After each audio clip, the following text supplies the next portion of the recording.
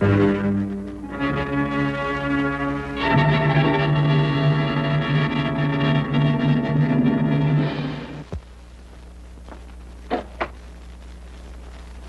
know how difficult this must be for you. Do you? Military intelligence must know what happened, what went wrong. Tracking down leads. You're just one of many. How did the enemy know exactly where and exactly what time the raid was to take place? Do you believe I'm a spy or something? Certainly not. But how can I believe this? It's the truth. I'm not a mental case, you know. It happened just as I said it happened. It was not an hallucination.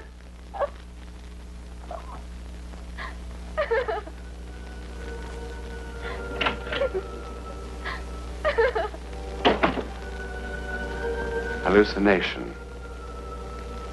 The perception of objects which have no reality, usually arising from disorders of the nervous system. Well, perhaps. But 3 of England's finest neurologists examined Emily McDougall all that summer of 1943 and found her nervous system quite normal. But what could it possibly have been but an hallucination?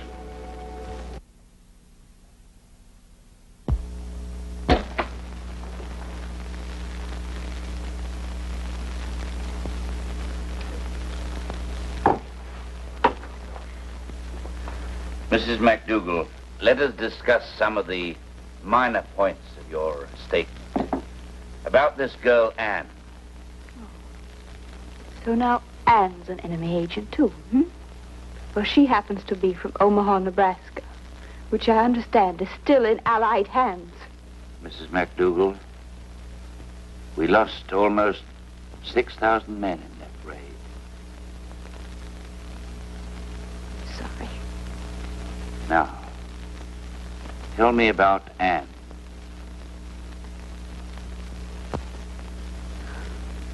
I'd corresponded with Anne for years. One of those pen pal things that start in school and just go on and on. Finally, she was able to afford a European holiday. And in May of 1939, I rented a little house in France, near Loise. Beautiful little house. Not 100 yards from the sea.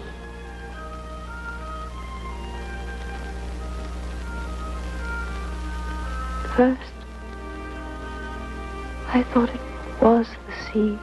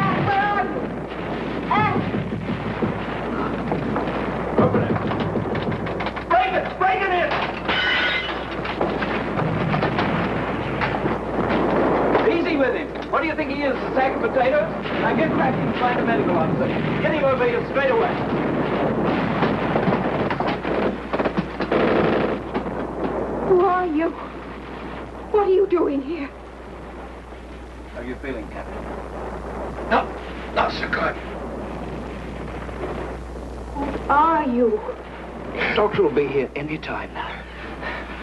Shot for the pain, then back to the ship and a proper hospital. You'll be in top shape in no time at all.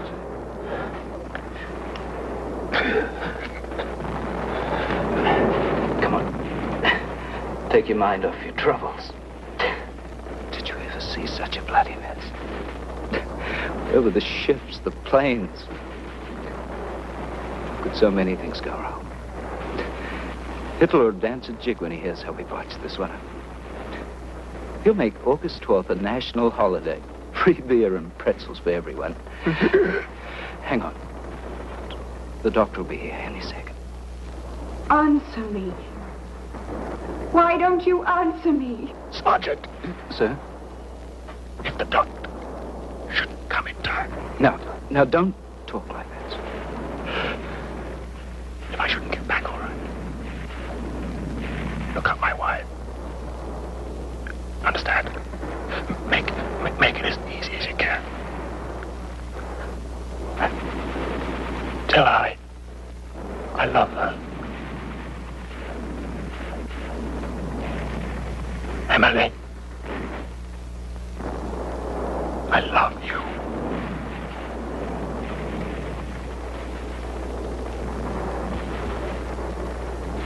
Emily, I love you.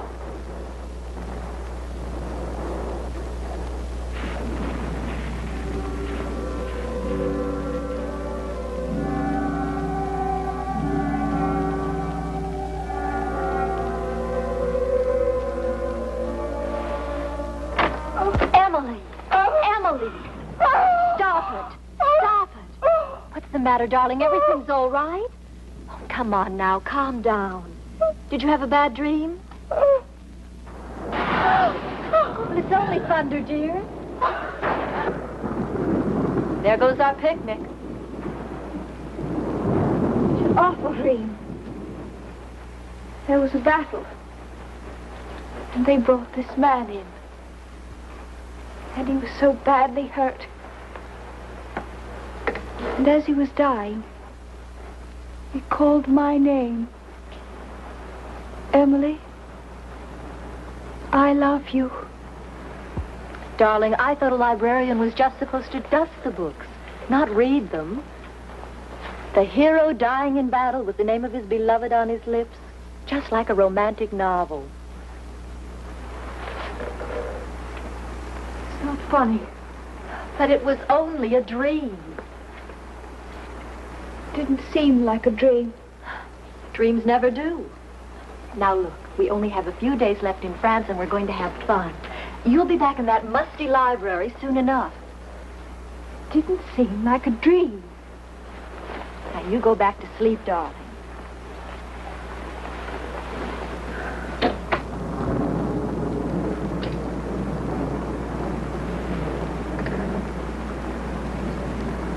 It didn't seem like a dream at all.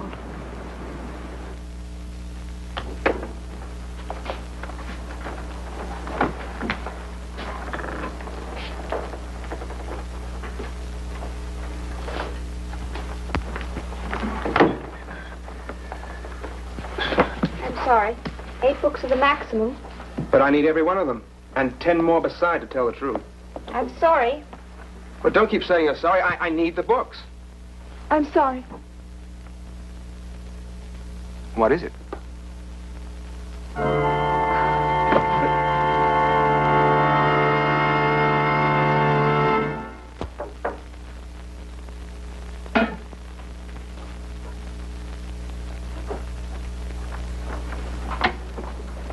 Hello? Feeling better? Oh, no. No! No! No, no. Please don't faint again. This is terrible. Just terrible. I shouldn't have run from the library when you fainted, but nothing like this has ever happened to me before. I made a girl blush once, but, well, everybody in town could make her blush. That was no accomplishment. Doctor said I fainted because I'm coming down with influenza. I'm glad. I mean, I'm glad because it wasn't because of me. Well, your name was on the nameplate on your desk, so I looked up the address in the directory. Well, better stay in bed and drink plenty of tea. A drop of whiskey wouldn't hurt either. Bye.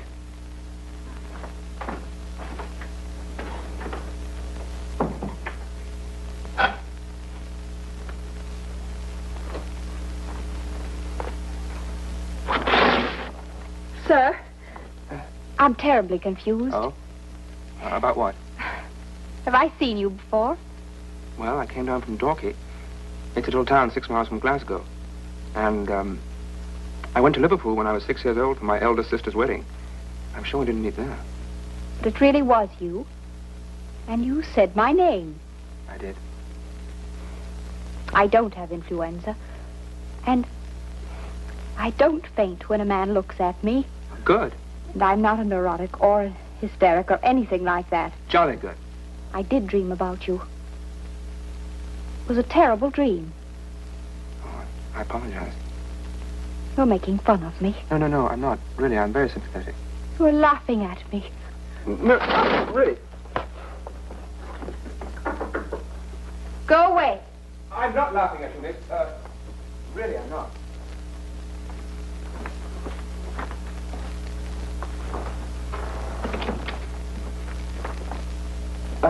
You see, I'm a bit confused, too. Well, no one's ever dreamed of me before. I mean, no one not related to me.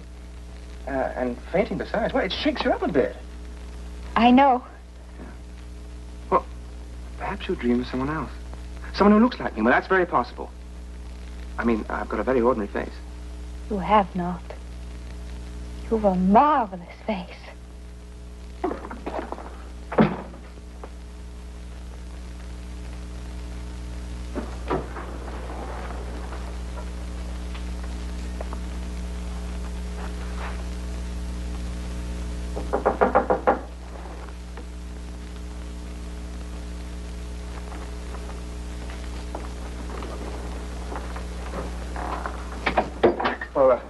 Well, thank you.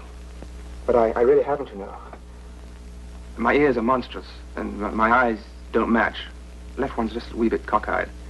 And, oh yes, I have extremely weak chin. It's a family characteristic. Won't you have some tea? Oh, yes. I'd love to. You know, we talk like characters in one of those silly comedies where the audience laughs and eats chocolates and everyone knows it's going to turn out all right. But it doesn't turn out all right. No. Oh, no. A creature had a dream. Ate a bit of cheese before dozing off and had a dream. So it can't be. Huh. What nonsense. How do we know it's nonsense? How do we know it isn't? Some of it is true. In the dream, I married you. And now you've asked me. Don't you see? And if in real life we don't marry, is that how we somehow defeat fate? You're making fun of me. All right, all right. I was badly wounded. You were dying. How do you know? Did you see me die? No, not exactly. Do you know I haven't had one single childhood disease? Not even the measles? What makes it so sure I'm going to die that easily? How do you know I won't die in my own bed at the age of 97, surrounded by 6 generations of loved ones? Oh, Harry! No! We're not going to meet tomorrow night or the night after or ever. I'm all through batting my head against the stone wall of your superstitious mumbo-jumbo. For the future, I wish you nothing but pleasant dreams.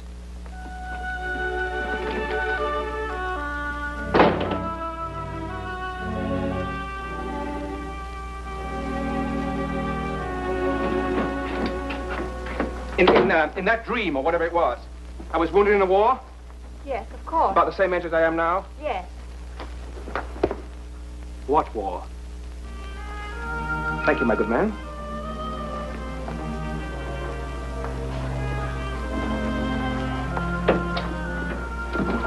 Marry me. All right, all right, all right, all right, all right.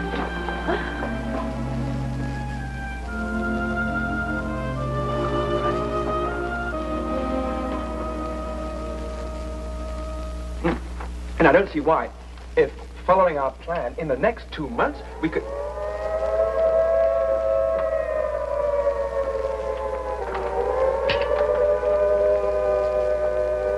There's nothing to worry about. Just an alert. First day of war is always the worst.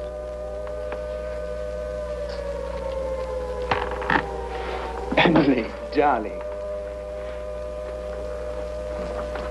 In about a month from now, Adolf will be on his bony knees begging our pardon.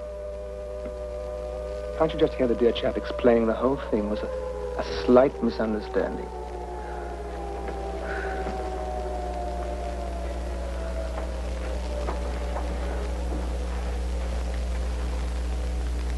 Look, If you're at all worried, we'll go down to the basement. I suppose it is safer down there. We're safe here. Well, of course we are. Doesn't happen here. It happens near Pointe-Loise, in France. Emily.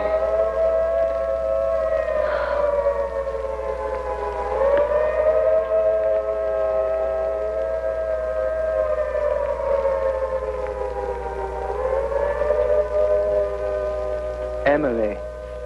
It's already past August 12th, so it won't happen this year. Please, darling. Is it next August 12th? Perhaps even the August 12th after that. Do you think we might have 2 years? Could we possibly be that lucky? Could we, Harry? Could we? Emily. I love you.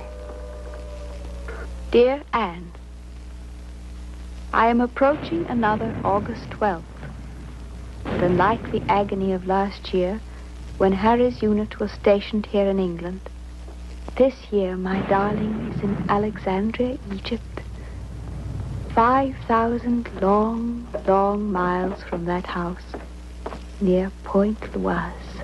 Hello. Yes, it's me. It's really me. They flew a company of us back for special training at a camp nearby. Very hush-hush. But I'll tell you one thing. There's going to be plenty of long weekend leaves. Well, aren't you even a tiny bit glad to see me? Oh, Harry. So, it's to be this August 12th.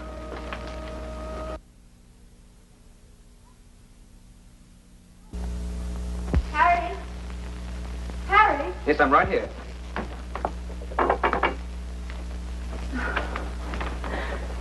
I woke up. You weren't there. I thought you'd gone without saying goodbye. Now, would I do a thing like that? I really wouldn't blame you. I've made our weekends here so miserable.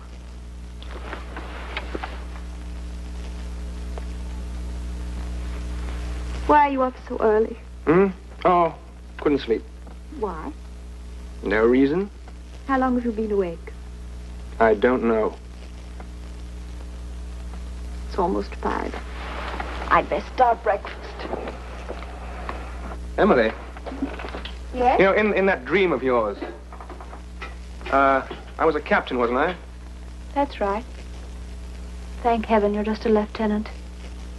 If some things are wrong, maybe everything's wrong. Yes.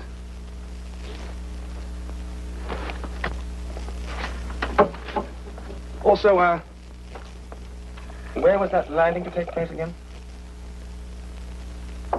Oh, now, don't look so serious. What is it, Harry? Nothing.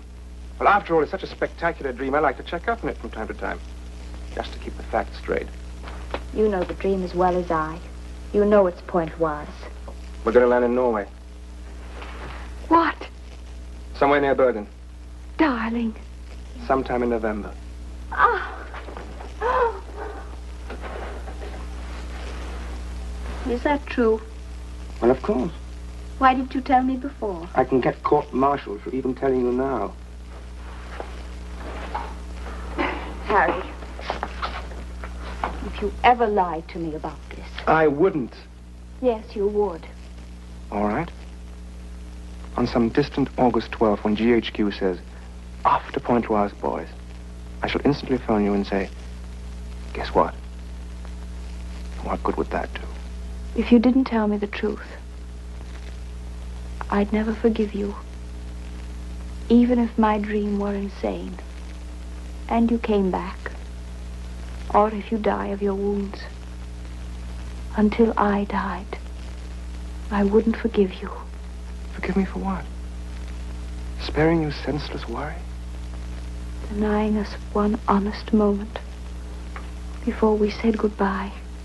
Why, you sentimental little... I mean it, Harry.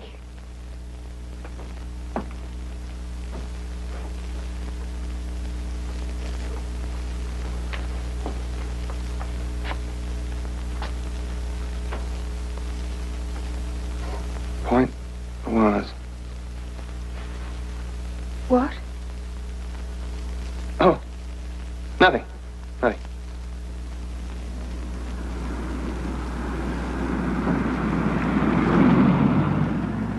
We're almost there. Harry, instead of staying at home, next Friday, why don't we drive down to Henley-on-the-Thames and have a picnic? Harry, Yes, darling? did you hear what I said? Oh, yes, darling. What is it, Harry? You meant what you said before, didn't you? About what? That if I lied to you, you'd never forgive me. Well, it's going to be in newspapers anyhow afterwards, so... And you're such an unpredictable little character, you might actually hate me for the rest of your life. It is France.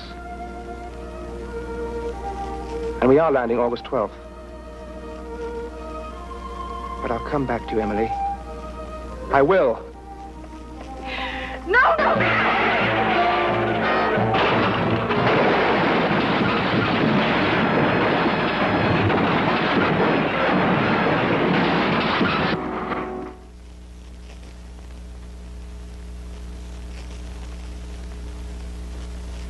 Welcome back. You had a motor accident. You're in St. Martin's Hospital. Was my husband hurt? Just a few scratches, that's all. Now, you must try and get some rest. It's been quite an ordeal. You know, you've been unconscious for almost a week. What day is this? Tuesday, I mean the date. August the 17th. Doctor, will you please tell this soldier that it's pointless to sit in the hall day after day? Harry, darling, you told me they couldn't kill you so easily. You were right. You must You are go right. back to bed at once.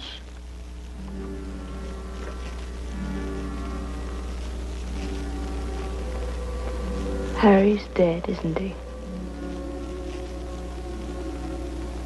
Please, you must go back to bed at once. A shock like this might kill you. It's all right, Doctor. I've been expecting this man for years.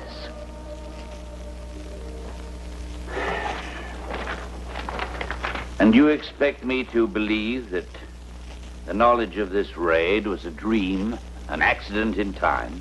Believe what you wish. Mrs. MacDougall, I deal in facts, and the only fact I have is that you were in hospital, unconscious, in a delirium. And in that delirious state, you mentioned again and again the exact time and place of a raid that was yet to take place. He's dead now, poor chap, and you can't hurt him anymore with the truth. Did he mention the raid beforehand to you? Why won't you believe me? And so what did Emily's psychic experience really prove? That fate can't be changed no matter what? Yes, I suppose so. But if Emily had had a second chance, aren't you absolutely certain she would have chosen the dream and those few sweet years with Harry? And what about Harry MacDougall? What would he have chosen? Exactly what he did choose, of course. Because isn't that the whole point about fate? That given any number of second chances, they would always have done exactly what they did do. It would still and always end exactly the same way. Next week, and every week, we'll be bringing you the personal records of the rarest kind of human experience. Man's adventure in the world of the unknown. That mysterious psychic world beyond our five senses. This is your invitation to take with us that astonishing one step beyond.